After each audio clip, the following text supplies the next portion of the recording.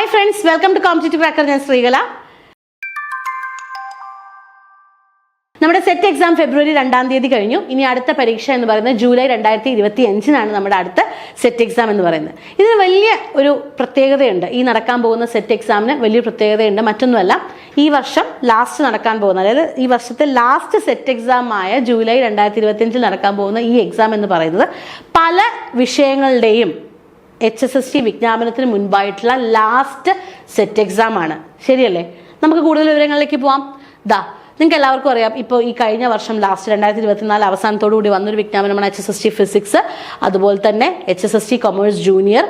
ഇനി already rank list നിലനിൽക്കുന്ന കുറച്ച് എക്സാംസ് ആണ് HSST ഇംഗ്ലീഷ്, അതുപോലെ HSST കമ്മ്യൂണിക്കേറ്റീവ് ഇംഗ്ലീഷിന്റെ വിജ്ഞാപനവും വന്നിരുന്നു കേട്ടോ കഴിഞ്ഞ വർഷം. HSST maths junior, zoology junior, economics junior, Malayalam junior, Hindi junior, chemistry junior, botany junior, commerce junior എല്ലാം റാങ്ക് ലിസ്റ്റ് നിലനിൽക്കുന്ന ഒരു എക്സാമാണ്.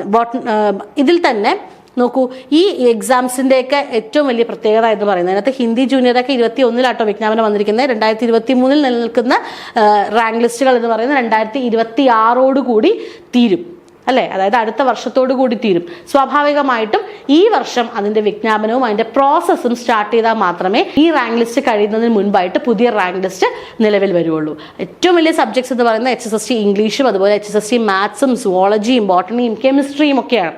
അപ്പൊ ഈ ഒരു HSST പരീക്ഷയ്ക്ക് മുൻപായിട്ടുള്ള ലാസ്റ്റ് സെറ്റ് എക്സാം ആണ് ഈ ജൂലൈയിൽ നടക്കാൻ പോകുന്ന പരീക്ഷ എന്ന് പറയുന്നത്. ഇനി എന്താണ് ഇതിന്റെ പ്രാധാന്യം കൂട്ടുന്നത് എന്ന് ചോദിച്ചാൽ ഇവിടെ എടുത്തു പറയാൻ പറ്റുന്നത് കഴിഞ്ഞ പ്രാവശ്യം ഈ സെറ്റ് എക്സാം ക്ലിയർ ചെയ്ത കുട്ടികളുടെ കണക്കാണ്. ഇപ്പൊ നിങ്ങൾ നോക്കുവാണെങ്കിൽ നമുക്കറിയാം 4 വിഷയങ്ങൾക്ക്, അതായത് കെമിസ്ട്രി, കൊമേഴ്സ്, മലയാളം, ഹിന്ദി, ഈ 4 വിഷയങ്ങൾക്ക് മാത്രമാണ് ഒരു 3 അക്ക നമ്പറിലേക്ക് ഇതിന്റെ പാസ്സായ കുട്ടികളുടെ കൗണ്ട് പോയിരിക്കുന്നത്. ബാക്കി എല്ലാം അതിലൊക്കെ താഴെയാണ്. ഇപ്പൊ physics 79, chemistry 121, botany 35, zoology 69, maths 26, economics 44, commerce 453, English 97, Malayalam 109, Hindi 124. ഇത്രയും കുട്ടികളാണ് കഴിഞ്ഞ പ്രാവശ്യത്തെ സെറ്റ് എക്സാം ക്ലിയർ ചെയ്തിരിക്കുന്നത്. 50,000-നടുത്ത് പോലും നമ്മുടെ കണ്ടസ്റ്റൻസ് വരുന്നില്ല. ഏകദേശം 30-35 പിള്ളേർ, 30,000-നടുത്ത് പിള്ളേരാണ് പരീക്ഷ എഴുതുന്നത്. എന്തുകൊണ്ടാണ് ഈ ഒരു കണക്ക് ഇത്രയും താഴോട്ട് പോകുന്നത് എന്നുള്ളതിന് ഒറ്റ ചോദ്യമേ ഉള്ളൂ. പലരും അപ്ലൈ ചെയ്യുന്നു, പോയി എഴുതുന്നു. അത് മാത്രമാണ് സെറ്റ് പരീക്ഷയിൽ ആകെ നടക്കുന്ന ഒരു കാര്യം. സെറ്റല്ലേ, കിട്ടാൻ ഭയങ്കര ബുദ്ധിമുട്ടാണ്, സീരിയസ് ആയിട്ട് കണ്ടാലും കിട്ടില്ല, ഇങ്ങനൊരു മനോഭാവത്തോടു കൂടിയാണ് ആ പരീക്ഷ ഒരുപാട് കുട്ടികൾ സമീപിക്കുന്നത്. പക്ഷെ അങ്ങനെയല്ല. സെറ്റ് എക്സാം നിങ്ങൾ എല്ലാവരും വിചാരിക്കുന്നത് പോലെ തന്നെ അത്ര വലിയൊരു ബുദ്ധിമുട്ടുള്ള പരീക്ഷയല്ല. കൃത്യമായ പഠന സ്ട്രാറ്റജികൾ ഇൻക്ലൂഡ് ചെയ്തുകൊണ്ടാണ് ഇത്രയും കുട്ടികൾ ഇന്ന് പാസ്സായിരിക്കുന്നത് എന്നുള്ളൊരു പോയിന്റാണ് നമ്മളിതിൽ മനസ്സിലാക്കേണ്ടത്.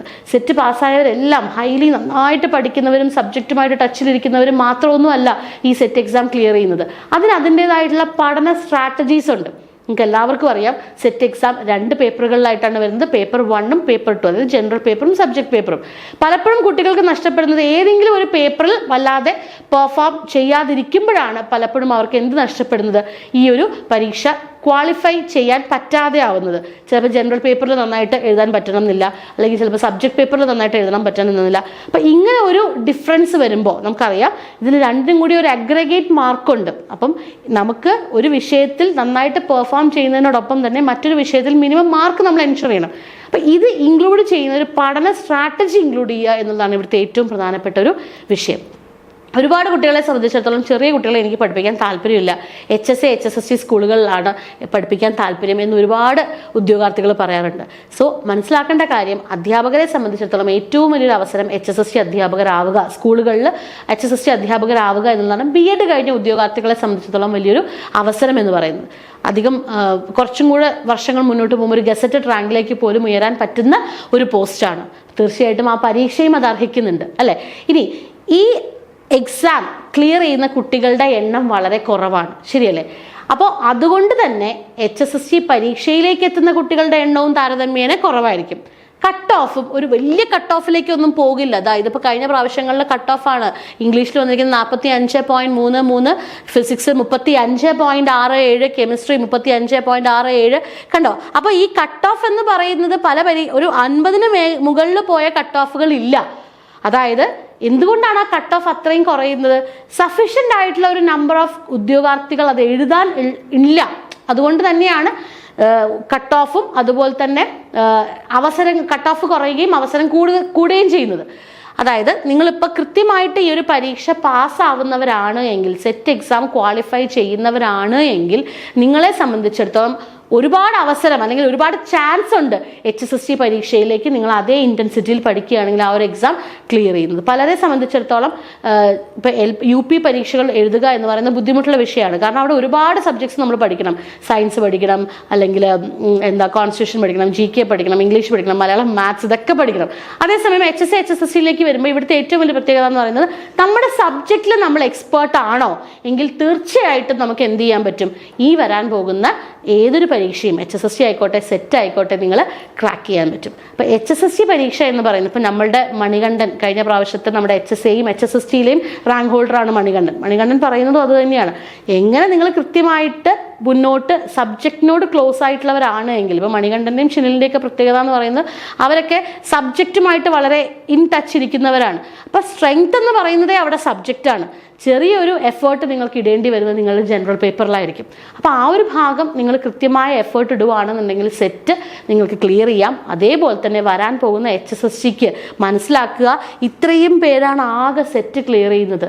അപ്പോൾ എത്ര പേരുണ്ടാവും HSSC വിഷയം എഴുതാനായിട്ട് കുറച്ച് വർഷങ്ങളായിട്ട് സെറ്റ് ക്ലിയർ ചെയ്ത ഏജ് ക്രൈറ്റീരിയയും കൂടി സാറ്റിസ്ഫൈ ചെയ്യുന്ന എത്ര കാൻഡിഡേറ്റ്സ് ഉണ്ടാവും? വളരെ വളരെ കുറച്ച് കാൻഡിഡേറ്റ്സ് മാത്രമേ ഉണ്ടാവുള്ളൂ. അതിൽ തന്നെ പഠിച്ചെഴുതുന്നവർ എത്രയുണ്ടാവും? വീണ്ടും കുറവായിരിക്കും. അപ്പം നമ്മളിപ്പോൾ സംസാരിക്കുന്നതും ചിന്തിക്കുന്നതും എല്ലാം HSSC-യെ കുറിച്ചിട്ടാണ്. ഈ HSSC-യിലേക്ക് എത്തണമെങ്കിൽ നമുക്ക് എന്ത് വേണം മക്കളെ? സെറ്റ് വേണം, അല്ലേ? സോ സെറ്റ് എന്ന് പറയുന്നത് വളരെ വളരെ ഇമ്പോർട്ടൻ്റ് ആയിട്ടുള്ള ക്രൂഷ്യൽ ആയിട്ടുള്ള ഒരു പരീക്ഷയാണ്. ഒരൊറ്റ പ്രാവശ്യം നിങ്ങളൊന്ന് എഫേർട്ട് ഇട്ട് നോക്കിയാൽ നിങ്ങൾക്ക് തീർച്ചയായിട്ടും ക്ലിയർ ചെയ്യാൻ പറ്റുന്ന ഒരു പരീക്ഷയാണ്. അല്ലാതെ ഫുൾ സിലബസ് പഠിക്കുക എന്നുള്ളതല്ല സെറ്റ് എക്സാം ക്ലിയർ ചെയ്യാനുള്ള ഒരു ക്രൈറ്റീരിയ എന്ന് പറയുന്നത്.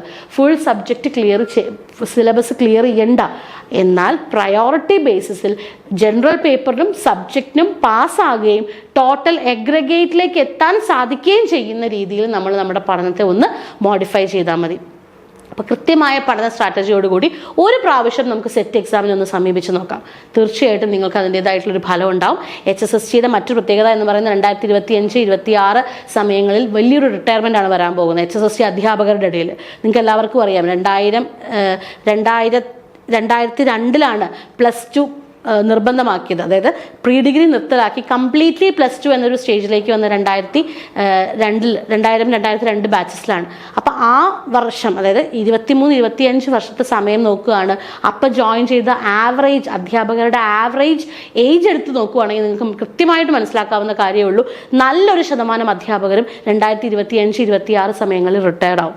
അത് നമ്മുടെ ഏത് സ്കൂളുകളിൽ പോയി ചോദിച്ചാലും നമുക്ക് മനസ്സിലാവും ഈ ഒരു സമയത്ത് റിട്ടയർ ആവുന്ന 1-2 അധ്യാപകർ അവിടെ ഉണ്ടാവും. അപ്പോൾ ആ ഒരു സിറ്റുവേഷനും കൂടി കണക്കിലെടുക്കുക. ഇനി HSSC എഴുതുന്ന ഉദ്യോഗാർത്ഥികളെ സംബന്ധിച്ചിടത്തോളം ഇതുവരെ നടന്നതിലും കൂടുതൽ നിയമനങ്ങൾ നടക്കും.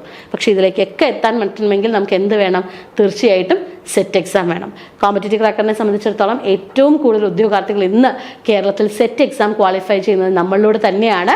അപ്പോൾ അധ്യാപകരുടെ എല്ലാ കോഴ്സസും, അത് കേറ്ററ്റ് ആയിക്കോട്ടെ, സെറ്റ് ആയിക്കോട്ടെ, LP, UP, HSA, HSSC എല്ലാത്തിലും കോമ്പറ്റേറ്റീവ് ക്രാക്കർ കുറച്ചധികം വർഷങ്ങളായിട്ട് തന്നെ ഇവിടെ സജീവ സാന്നിധ്യമാണ്. അപ്പോൾ നമ്മുടെ സെറ്റിൻ്റെ പുതിയ ബാച്ച് ഞങ്ങൾ സ്റ്റാർട്ട് ചെയ്യുകയാണ്. സെറ്റ് അസ്ട്ര 3.0 ഈ വരുന്ന ജൂലൈ 2025 പരീക്ഷ എഴുതുന്ന കുട്ടികൾക്കായിട്ട് English, Hindi, Malayalam, physics, chemistry, botany, zoology, maths, commerce, economics, history and general paper, ഇത്രയും വിഷയങ്ങൾക്കായിട്ടാണ് നമ്മളുടെ സെറ്റ് എക്സാമിലെ പുതിയ ബാച്ച് നമ്മൾ ആരംഭിച്ചിട്ടുള്ളത്.